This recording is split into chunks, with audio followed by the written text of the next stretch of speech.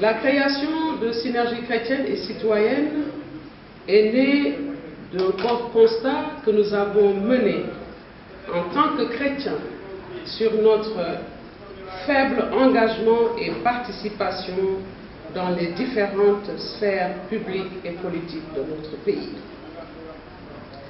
L'effacement des chrétiens de l'espace public et politique, le repli sur soi et l'absence d'élite et de leadership chrétien relèvent d'un constat largement et unanimement partagé au-delà même de notre propre communauté chrétienne.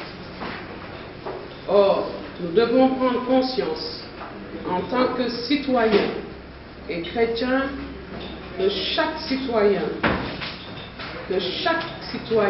encore une fois, est un acteur de développement.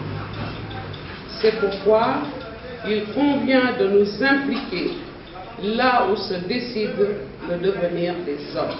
Vous savez, le Sénégal présente diverses composantes.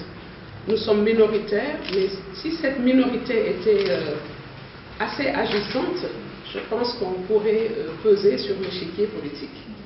Mais si on est minoritaire et effectivement on ne satisfait pas à notre devoir en tant que citoyen, ne serait-ce que sur le plan électoral, bon, évidemment,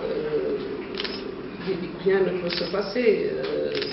Donc, c'est nous d'ailleurs l'objectif de notre association, ne pas seulement se focaliser sur le poids électoral que la communauté chrétienne peut constituer, mais il y a d'autres leviers sur lesquels effectivement on peut compter de la part de cette minorité que nous sommes. Je disais lors d'un précédent discours que la mission du chrétien n'est pas contraire à l'engagement politique. Bien au contraire, nous avons reçu un appel historique depuis le Concile Vatican II, comme je l'ai dit, et aujourd'hui, nous devons d'exercer en tout cas cette mission sur l'espace politique et de contribuer à l'élaboration, comme je l'ai dit, des principes qui nous gouvernent. Donc, il faut qu'on réfléchisse ensemble, faire revenir les valeurs et la vertu en politique. Parce que la vertu en politique, ce n'est pas quelque chose d'impossible, bien au contraire. Et il nous faut une éducation et une sensibilisation à la chose politique.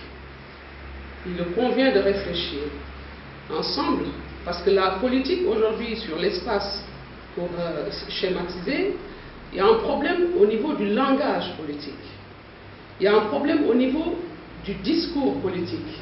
Et pourquoi aujourd'hui nous en arrivons à cette situation de proférer assez facilement des insanités en tant qu'homme politique? Je pense que ce n'est pas responsable. Et en tant qu'homme politique, nous devons donner un exemple